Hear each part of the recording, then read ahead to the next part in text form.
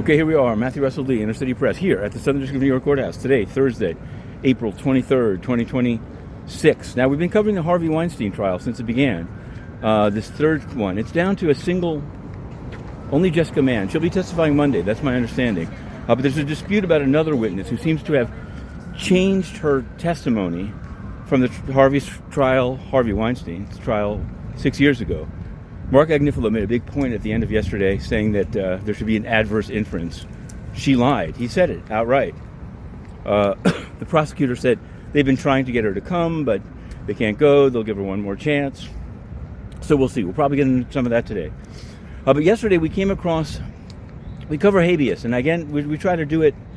I don't think anything should be sanitized.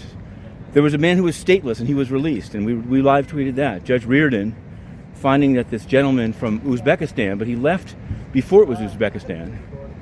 And then Uzbekistan refused to take him back. So he's been in ICE custody, but if you can't send him anywhere, you got to release him. And so he was released. But there was a second habeas that I have to say was a bit dubious.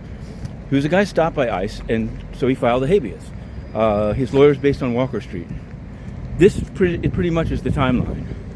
At around 12:34 yesterday, filed the habeas. Very quickly, it got assigned out to Judge Cronin. Now, Judge Cronin is the judge who recently denied the habeas of the Venezuelan staffer of the city council. So the guy withdrew the habeas, withdrawn, and refiled it to be assigned to another judge.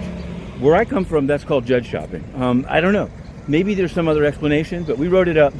And again, it's without rancor. It's just, we read the dockets, and I don't see any other explanation of it.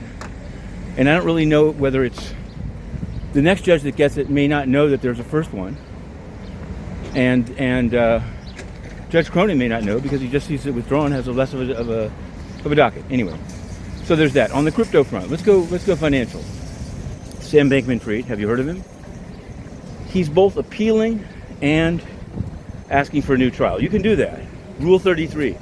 There's been a big dispute. Kaplan has been dogging him about his mother writing the letters and asked for an explanation. Bankman-Fried put it in the mail and it arrived a bit late, but it did arrive and it was docketed yesterday. And we wrote it up. You can find it on Inner City Press and on Patreon. He said, look, yes, I run it by my parents. They're involved.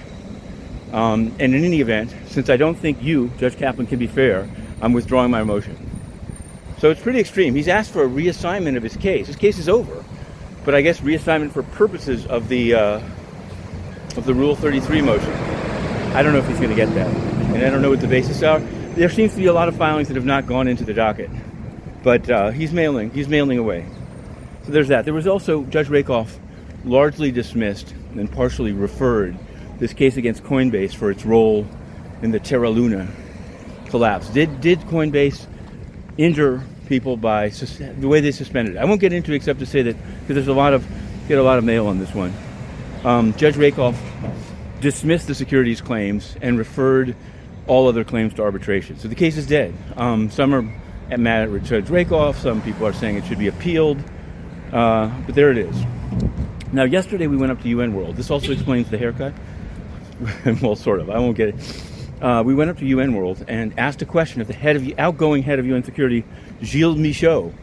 He's a gentleman that is in charge of UN Security, and they have a list. One time I went up to the UN during this not dark time, during this period of Antonio Guterres' censorship. And I even had an invite, but I was told by a guard, you're on the list. What list? The permanently banned list. I was like, I've never seen it. Can I see it? No. I started streaming, and they sent a spokesperson now called Paulina Kubiak. At that time, she was the spokesperson for the President of the General Assembly. Still works at the UN. She came out and said, look, I said, this is kind of un-UN to have a permanently banned list with no due process. And she said, you can appeal to the head of UN Security, Gilles Michaud. So I wrote to him an appeal. He never wrote back. Yesterday, he was taking questions at the International Peace Institute, which we've covered otherwise. And I asked him, and he said, yes, there is a list. And it's not only based on security. Other departments can make requests. And I asked him, do you know the basis of me being banned? And he said, I don't know. Well, it's just pure censorship. Melissa Fleming and the Department of Global Communications believe that they can use security to ban journalists they don't like the coverage. And that's censorship. It's outrageous. It's dictatorship. So we've written again to Michaud and to Zaid Rad al-Hussein, former Human Rights Commissioner who was yesterday's moderator and the head of IPI. And we're going to take it from there. But for now, we're going in. You should be seeing some Harvey material from down the street in 100 Center Street soon enough. To be continued.